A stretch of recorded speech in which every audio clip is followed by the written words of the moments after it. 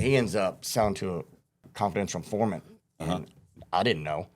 Well, I go to his house to drop off some dope. It was 9 ounces, as a matter of fact. It's crazy. I was dropping off quarter brick, and I'm waiting for him to get there. And his old lady's like, "Oh, he's supposed to be back in a minute." I was like, "Well, I'll just hang out." So I go in the bathroom, and I crush up a pill in the back of the toilet, snort it. About that time, I hear boom, boom. I said, "Oh, Sheriff's Department, search warrant, search warrant." I just laid down on the ground. They come in, I was in the bathroom, they cuffed me up and everything, put me on the couch.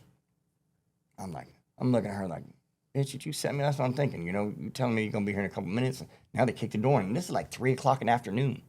The cops never do that shit 3 o'clock in the afternoon. That's just made it fishy. But I'm like, "Hey, I want to see the search warrant." He's like, "This isn't your residence." I said, "I don't give a f. You're arresting me. I want to see the search warrant." And he's like, "You don't need to see it." And I said, "Actually, tell him motherfucker you want to see the search warrant." Because it was at her house. She owned it. So he put it on the table and shit, and I'm reading it. And I see right there where such and such sold to a confidential informant 2 times and gave him reasonable cause to come to the residence. Well, they go in the back spare bedroom was where he used to conduct business. That's where he weighed everything up, you know, baggies, all this shit. Well, that's where I went and put the dope where I was supposed to. So they go in there and they find it. And they're like, "Okay, you both are going to jail for trafficking cocaine." "That's not mine. That's his." That's what this bitch says right there. I said, "Shut the f up." You know what I mean? Just like that. It's her house. Yeah. It's your house.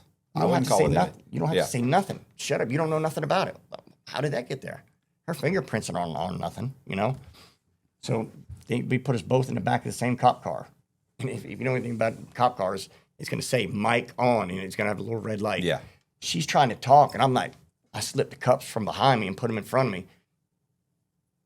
She's like, "I don't care. I can't go to prison." I said, "Shut the."